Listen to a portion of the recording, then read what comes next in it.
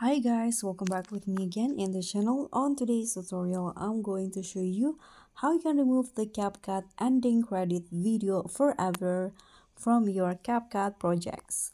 So if you are new on CapCut and if you want to create a new projects like this, I've already added a clip to my project and you guys can see here at the end there will be this CapCut ending credit, this one. So how you can remove it forever from your edits? If you want to remove it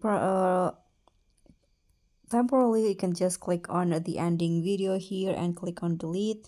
But if you don't want to bother because you don't want to remove it every time you create a project, you can just follow this step. So close the project first and you need to go to the CapCut settings. So click on the gear icon at the top right corner and there will be this option at default ending. So you need to disable this option.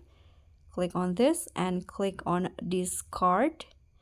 So let's try to create a new project again. I'm going to click on new project here and add a video. Click on add. And here, let's see if there is an ending credit at the end. As you guys can see here, there is no CapCut ending credit here.